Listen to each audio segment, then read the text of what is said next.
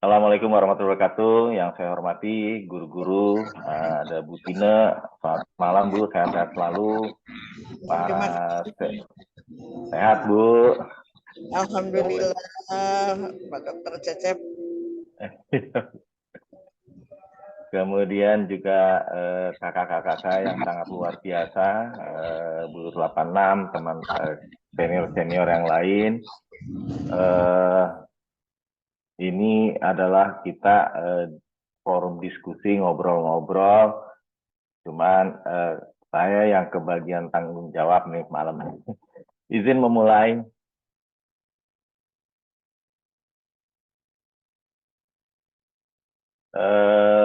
Saya diajak untuk berdiskusi tentang infeksi dengue.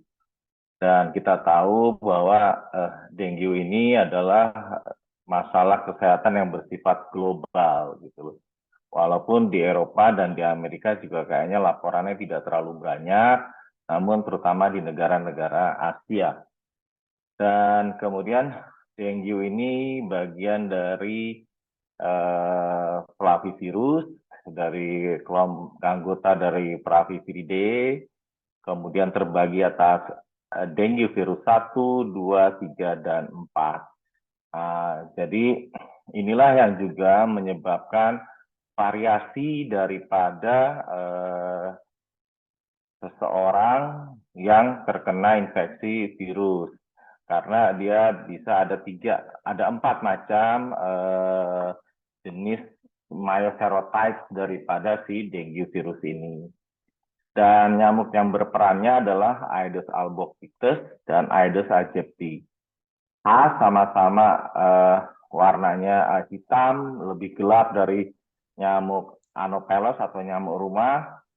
Kemudian kalau untuk ada belang-belangnya kayak zebra gitu di kaki, dan yang membedakan albopictus dan aegypti adalah yang pertama, kalau albopictus itu lebih banyak di luar rumah, di kebun, di kolam di luar rumah, sedangkan aegypti itu nyamuk yang resik.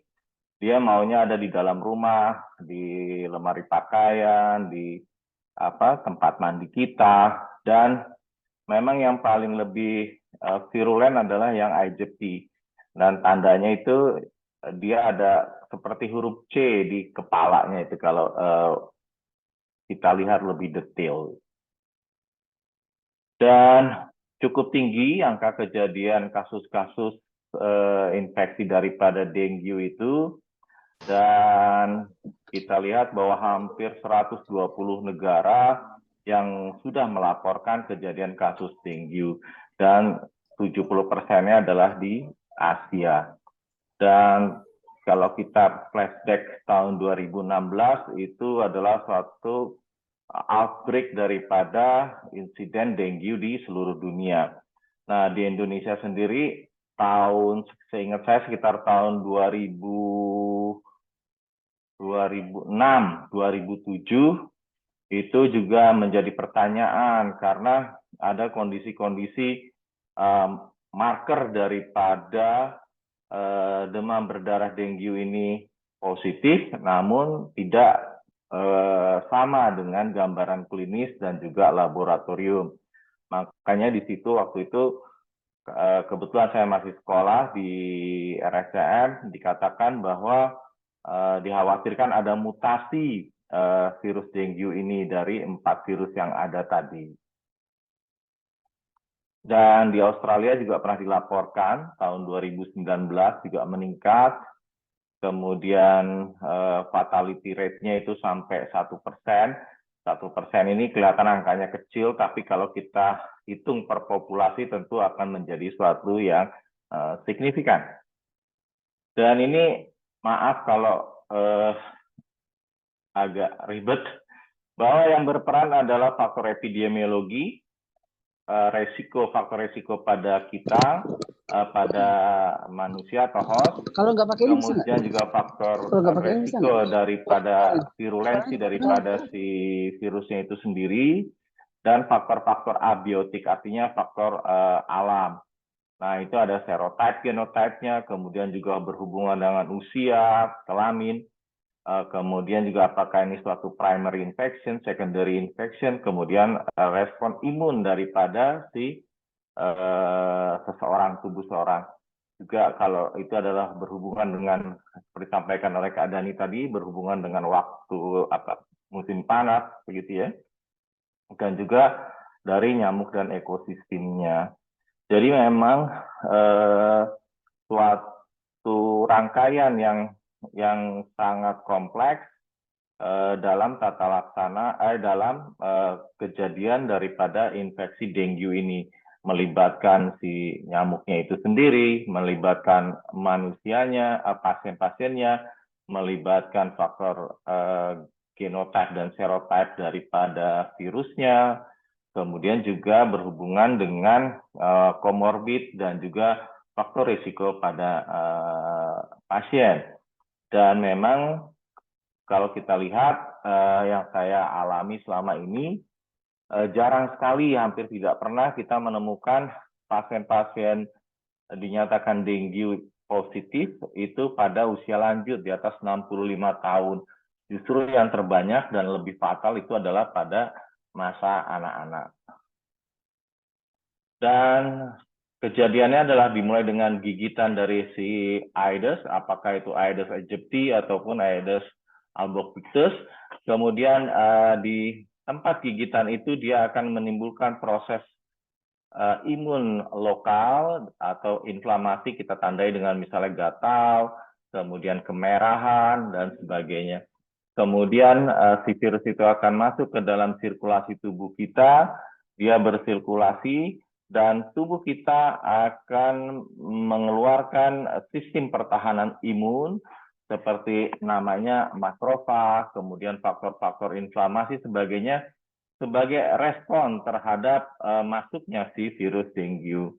Sehingga akhirnya bisa menimbulkan gejala, apakah itu gejala-gejala yang ringan, berat, sampai dengan sedang, atau bahkan memang tidak bergejala. Saya sendiri punya pengalaman, anak saya dengue markernya itu positif, tapi alhamdulillah trombositnya tidak pernah rendah dari 100.000 setelah dievaluasi 7 hari. Kita lakukan pemeriksaan darah tiap hari dan tidak perlu sampai perawatan. Dan kemudian kalau perlu perawatan, maka modalitas dari perawatan pada pasien-pasien dengue itu adalah cairan. Karena dengan inflamasi itu, tubuh kita bisa terjadi suatu proses dehidrasi pada tingkat selular. Juga bisa menimbulkan gejala klinis seperti nafsu makan yang menurun, bahkan bisa disertai dengan keluhan mual sampai dengan muntah.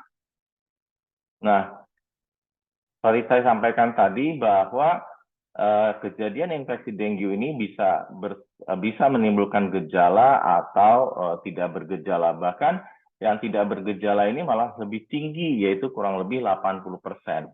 Kalau kita ingat berapa di waktu lalu itu salah satu, saya lupa apakah putri dari Tika Bisono atau siapa, hanya demam di 2 hari pertama, kemudian di hari ke-7 timbul keluhan sampai dengan fatal dan akhirnya sampai meninggal. Nah, itulah makanya kita harus hati-hati, kita harus melihat, seperti sampaikan Kak Dani tadi, mengulang yang sampaikan Kak Dani, bahwa faktor-faktor iklim itu bisa berhubungan dengan kejadian penyakit-penyakit yang bersifat infeksi. Dan yang menjadi waktu yang sangat kritis itu adalah di hari ke-3, hari ke-5, sampai dengan hari ke-7. Karena di situ akan bisa terjadi suatu kekentalan darah yang sangat kental, atau kita bilangnya hemokonsentrasi, dan juga ditandai dengan penurunan daripada nilai trombosit, dan itulah yang akan menyebabkan kejadian lebih lanjut. Di awal-awal memang tidak menjadi khas gambaran daripada infeksi dengue ini. Dibilang katanya flu-like illness, begitu loh. Hampir menyerupai influenza biasa, chikungunya, Zika, malaria, dan sebagainya. Bahkan kita juga suka bilang, wah ini pasien dengan tifus, gitu loh. Jadi memang tidak ada gambaran yang patogenomik atau gambaran yang khas. Oh ini tifus, misalnya seperti pada pasien kanker.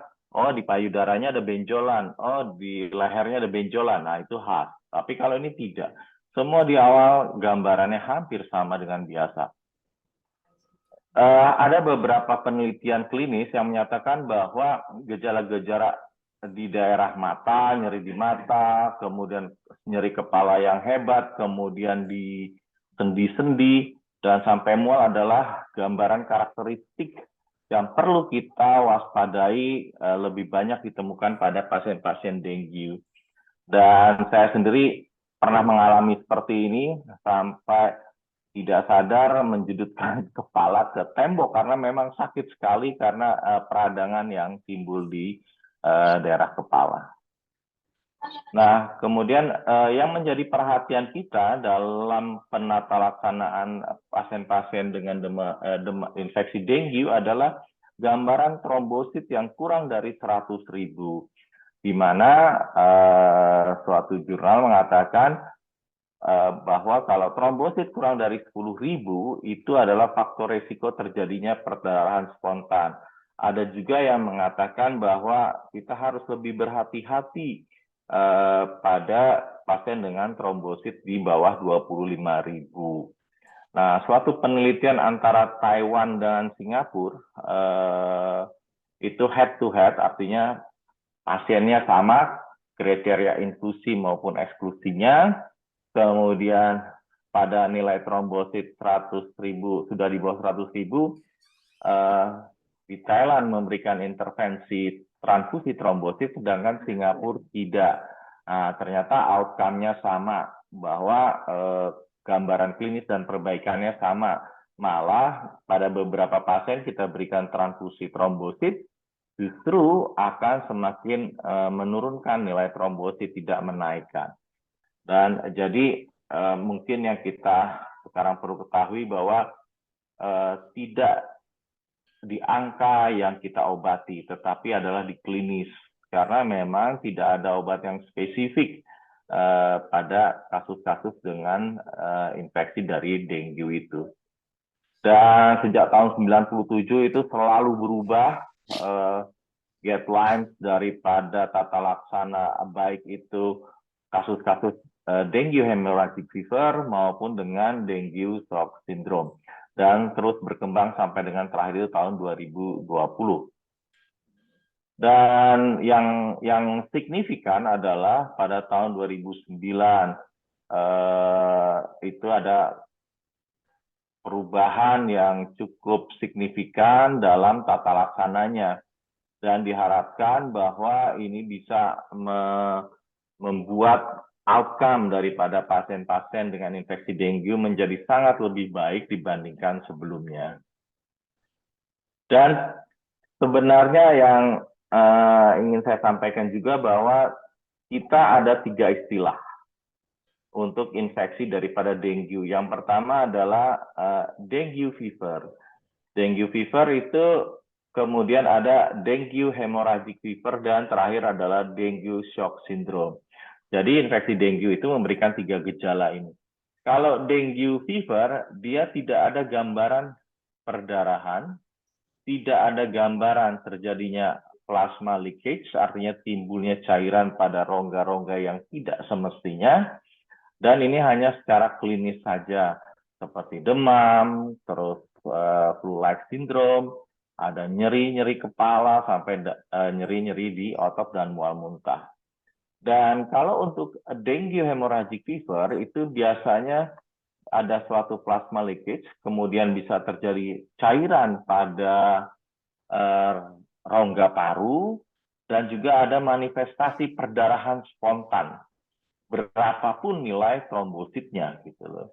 Perdarahan spontan ini bisa dengan mimisan, gusi yang berdarah, kemudian gambaran seperti buang air kecil yang kemerahan, bahkan yang lebih lanjut, walaupun jarang laporannya sampai perdarahan di otak atau perdarahan di lambung. Tapi itulah gambar-gambaran pasien-pasien dengan dengue hemorrhagic fever. Jadi kalau kita ada anggota keluarga yang terkena infeksi dengue, jangan bisa mengatakan bahwa oh ini mah dengue fever karena tidak ada manifestasi perdarahan dan adanya cairan yang di tempat tidak semestinya, misalnya di perut atau di paru-paru. Dan kemudian kita bisa bilang, oh ini dengue hemorrhagic fever, oh ini yang DHF nih. Kenapa? Karena ada manifestasi perdarahan, baik itu yang seperti petekie atau timbul bintik-bintik kemerahan di kulit, maupun sampai yang mimisan, gusi berdarah, dan buang air besar atau kecil dengan perdarahan. Nah, yang berikutnya adalah dengue shock syndrome. Ini sudah ada terjadi gambaran daripada kegagalan sirkulasi di tubuh kita yang mengatur mengenai hemodinamik, artinya tekanan darah, nadi, suhu, dan sebagainya. Dan ini sudah melibatkan kegagalan dari berbagai organ, bisa ginjalnya terganggu, kemudian bisa ada cairan di rongga jantung, kemudian di rongga paru, di rongga perut, dan sebagainya. Dan ini bisa terjadi suatu kekentalan yang hebat. Cara menghitung kekentalan darah itu adalah kalau kita melihat hasil laboratorium, kita lihat hemoglobin, kemudian kita kali 3. Misalnya hemoglobinnya adalah 12, kita kali 3, artinya 36. Kalau dia di atas 36, misalnya di 40, 42, nah itu berarti ada kekentalan darah. Itu cara yang praktis kita untuk melihat, oh ini sudah ada kekentalan, oh ini sudah ada gambaran yang bisa memperburuk kejadian gitu loh ya. Jadi HB dikali 3. Kalau HB-nya 12, normalnya 36. Tapi kalau ternyata hematokritnya itu sampai dengan 40, berarti sudah ada gambaran kekentalan yang cukup perlu diperhatikan. Nah, ini mohon maaf kalau warna-warni, jadi kita mulai dari infeksi daripada gigitan nyamuk Aedes, apakah itu terutama Aedes aegypti, kemudian dia bisa menimbulkan gejala dan tidak bergejala. Kalau tidak bergejala ini, pasiennya tenang-tenang, walaupun sebenarnya ini seperti api dalam sekam yang tiba-tiba bisa berbahaya, bom waktu lah. Nah, kalau dia simptomatik, dia bisa nyeri yang demam yang tidak bisa dijelaskan penyebabnya. Nah, nanti kemudian kalau kita lihat apakah ini bisa ada perdarahan atau tidak ada perdarahan. Dan kalau dia ada menjadi dengue hemorrhagic fever ditandai dengan plasma leak syndrome, itulah yang nanti bisa berlanjut menjadi dengue shock syndrome atau terjadi dalam kondisi yang normal. Nah, kalau dia tidak bergejala, kita istilahnya adalah suatu asymptomatic infection, tapi kalau dia sudah ada demam dan sebagainya, maka dengue fever. Kalau dengan perdarahan, itulah yang dibilang tadi saya sampaikan di sebelumnya adalah dengue hemorrhagic fever. Nah, gimana kita menentukan, melihat, atau marker-marker yang bisa kita gunakan untuk melihat seseorang ini terinfeksi atau tidak. Yang terbaru adalah penggunaan daripada non-structural protein 1 atau NS1. Ini sangat baik sekali gitu loh, sensitivitas maupun spesifitasnya. Namun NS1 itu bermakna berdasarkan penelitian itu adalah pada hari pertama sampai hari ketiga. Dan kadang termasuk saya sendiri, kalau di awal-awal badan sudah mulai timbul rasa tidak enak, pegel-pegel, kita menganggap itu hal yang biasa. Nah, kalau sudah bergejala lebih berat lagi, barulah kita melakukan pemeriksaan. Sehingga menurut yang saya baca, NS1 ini akan sensitif di hari pertama sampai hari ketiga. Jadi misalnya kita merasa badan tidak enak, ada mulai kalau kata orang Jawa demam-demam sumeng gitu ya. Nah, itu kita periksa ini masih ada tempatnya. Tetapi kalau kita sudah 3 hari lebih, kemungkinan sensitivitasnya sudah berkurang gitu. Dan satu lagi, karakteristik daripada infeksi virus itu kalau kalau kita bisa teliti, bisa detail gitu ya, itu berbeda dengan karakteristik jika kita terinfeksi bakteri. Kalau terinfeksi virus, itu demamnya langsung tinggi. Kenapa? Karena virus ini sangat aktif dibandingkan dengan bakteri. Sehingga respon imunnya pun sangat luar biasa. Nah, jadi kalau tiba-tiba kita demam tinggi, diberikan obat misalnya acetaminophen, panadol, paracetamol, tidak respon, kita harus curiga itu adalah infeksi virus. Dan kalau memang sedang musim panas ini, boleh kita langsung periksa NS1 gitu loh. Nah, namun kalau kemudian dia sudah beberapa hari, katakanlah di hari keempat, hari kelima, saya pribadi tidak menganjurkan dilakukan pemeriksaan NS1 karena sensitivitasnya sudah berkurang. Tetapi yang kita gunakan adalah IgG dan IgM dengue. Nah, inilah yang lebih baik kalau sudah hari keempat, hari kelima. Interpretasinya, kalau dia IgM-nya positif, itu artinya infeksi yang masih berlangsung. Tapi kalau IgG-nya yang positif, itu artinya infeksinya sudah berlalu, tapi masih terdeteksi daripada komponen imun si virus dengue. Nah, ini yang seperti saya bilang bahwa ada juga beberapa literatur yang mengatakan sebaiknya dilakukan NS1 dan IgM dan IgG secara bersamaan. Namun kendalanya adalah dari sisi biaya. NS1 itu lumayan, sekitar Rp400.000. Dan ini juga sekitar Rp200.000 gitu loh. Jadi kalau kita memang harus memilih, maka tentu kita melihat mana yang lebih sensitif. Kalau dia demamnya di bawah 3 hari, NS1. Tetapi kalau sudah 3 hari ke atas, maka kita lebih baik memilih IgG dan IgM dengue. Gitu. Walaupun studi menurut penelitian bahwa kalau kita memeriksa keduanya, maka sensitivitasnya sampai 100%. Gitu. Tapi kalau kita bisa, ya sebaiknya memang dilakukan pemeriksaan keduanya. Dan untuk pengobatannya memang sampai saat ini, setahu saya tidak ada penggunaan antivirus pada pasien-pasien dengan infeksi dengue, beda dengan yang tadi disampaikan oleh Kak Mila bahwa dimulai dari zaman COVID, kalau COVID jelas sudah ada tempatnya, penelitiannya untuk diberikan antivirus. Tetapi kalau dengue itu dia tidak ada antivirusnya. Dan prinsipnya bahwa infeksi virus itu adalah self-limited disease, artinya dia akan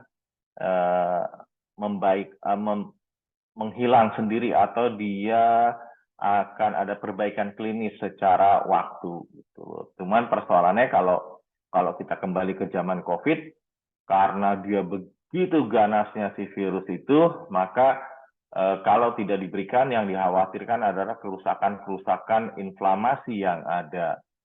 Dan memang saat ini di poliklinik pun, di poliklinik penyakit dalam di Cirebon, itu kita banyak seperti yang Kak Dani, yang flu-nya berkepanjangan, tapi ronsennya bagus, hasil lab-nya bagus. Dan rata-rata dengan riwayat COVID. Mungkin itu adalah faktor imun yang sudah mulai berubah gara-gara terinfeksi oleh COVID. Tapi itu penelitiannya masih menjadi diskusi. Dan kalau dalam ada yang berpendapat kalau trombositnya belum di bawah 100.000, maka perawatannya di rumah. Kalau dia trombositnya sudah di bawah 100.000, maka perawatannya di rumah sakit. Saya pribadi itu akan melihat angka kekentalan darah dan juga melihat angka sel darah putih atau leukosit.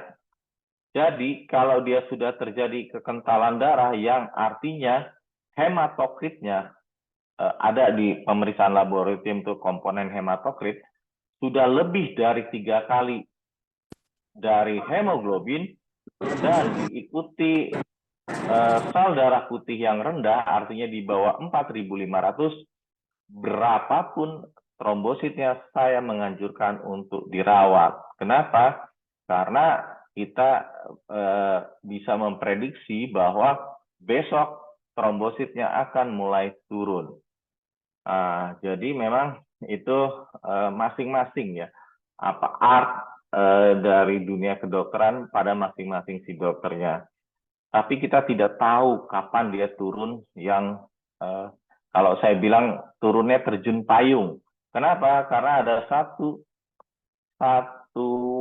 waktu itu penurunan trombositnya sangat luar biasa. Misalnya di awal trombositnya 90.000, besok jadi 80.000, lusa tiba-tiba bisa langsung 40.000, kemudian 30.000, 20.000, dan terus sampai dia mencapai titik nadir, baru dia naik. Dan nanti kembalinya pun seperti loncat tinggi. Kenapa? Dari 40.000 tiba-tiba 80.000. Nah, itu yang perlu kita perhatikan. Jadi kalau saya pribadi, gambaran sudah kekentalan darah atau hematokritnya lebih dari 3 kali hemoglobin, dengan gambaran sel darah putih yang rendah, berapapun trombositnya akan saya rawat, karena kita takut tiba-tiba terjadi shock. Dan satu lagi, sekarang ini ada yang namanya immature platelet fraction. Jadi suatu pemeriksaan di laboratorium yang dia akan bisa melihat aktivitas daripada si trombosit. Jadi kalau biasanya kalau dia infeksi si IPF-nya masih tinggi, berarti si trombositnya masih akan turun. Nah, nanti kalau si IPS-nya itu sudah normal, dalam berapa waktu maka si trombositnya akan normal. Itu di Jakarta kayaknya sudah banyak laboratorium yang bisa melakukan pemeriksaan IPF. Nah, yang kemarin ramai adalah vaksin pada pasien-pasien, vaksin bagi kita yang dikatakan bisa meminimalisasi resiko terjadinya infeksi daripada dengue. Kalau secara mekanismenya iya, karena itu seperti virus influenza dan sebagainya kan sudah ada untuk vaksinnya. Namun memang baru hanya sekitar 20-30 negara lah di dunia yang menyetujui dan membuat regulasi tersendiri tentang vaksin ini. Masih banyak negara-negara yang belum terlalu populer. Di Indonesia sendiri ini sudah beberapa waktu lalu disosialisasikan tentang vaksin ini, walaupun memang respon dari masyarakat belum terlalu aktif. Dan yang terpenting lagi adalah biological control. Nah, ini yang tadi disampaikan oleh Kak Dani, yang dulu namanya 3M, kemudian petugas jentik dan sebagainya. Tapi sebenarnya perilaku kita sendirilah yang membuat infeksi itu menjadi ada di sekitar kita. Kenapa? Rasanya kalau pas ada penyemprotan itu, kita nutup jendela, nutup pintu, gitu, takut masuk. Padahal justru supaya masuk. Kenapa? Karena si Aedes aegypti ini yang lebih ganas dibandingkan Albopictus itu kan adanya di dalam rumah. Jadi kalau sekarang pas fogging ditutup, ya aman lah si Aedes aegypti-nya di dalam situ gitu loh. Kecuali Aedes albopictus yang memang dia adanya biasa di kebun, di taman, dan di daerah area rumah-rumah. Aedes aegypti ini restik, dia mau nyari tempat yang bersih, dan nyamuk Aedes ini adalah nyamuk yang mempunyai kemampuan terbang paling jauh, yaitu bisa mencapai 100 meter. Jadi begitu dia tahu ada semprotan, dia bisa sampai 100 meter kaburnya tuh. Nah, Kalau gitu gimana dong menangkalnya? Kalau si foggingnya masuk ke dalam juga tidak nyaman, takut ke makanan, gimana? Nah, saya mengedukasi keluarga dari pasien-pasien dengan infeksi dengue adalah begini. Keluarkan baju dari lemari, baju-baju atau apapun yang menggantung diturunkan, kemudian kolong kasur digebrak-gebrak pakai sapu lidi, kemudian kamar mandi kalau ada baknya dikuras, dibersihkan.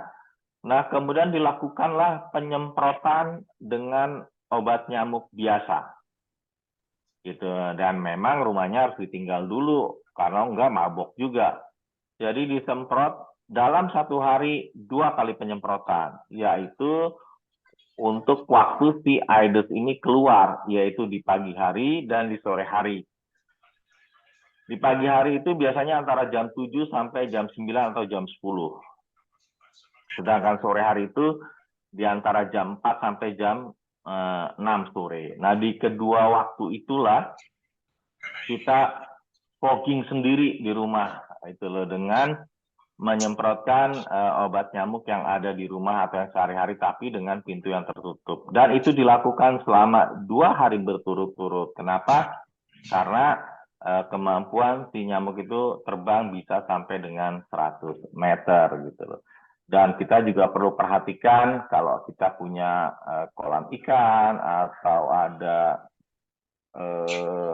akuarium, dan sebenarnya tidak sulit, yaitu adalah dengan di center aja, kalau dia ada jentiknya dia pasti akan naik ke atas untuk nyamper ke arah jentiknya. Dan kemudian juga kita menggunakan, terutama untuk putra-putri kita yang ke sekolah, kalau memang memungkinkan diberikan, diajarkan untuk menggunakan lotion anti nyamuk, kemudian pakai kaos kaki dan untuk meminimalisasi daripada gigitan nyamuk itu bila ada di sekolah. Dan diharapkan dengan tindakan, jadi ini tindakan pencegahan adalah bagi kita untuk diri kita sendiri dengan melakukan tindakan-tindakan kebersihan tentunya, dan juga nggak bisa kalau kita cuman sendiri karena dia berada di lingkungan secara bersama. Demikian sedikit yang bisa saya sampaikan tentang infeksi demam berdarah. Mohon maaf atas kekurangannya, semoga bisa bermanfaat. Terima kasih Kak Dani. Wassalamualaikum warahmatullahi wabarakatuh. Assalamualaikum warahmatullahi wabarakatuh.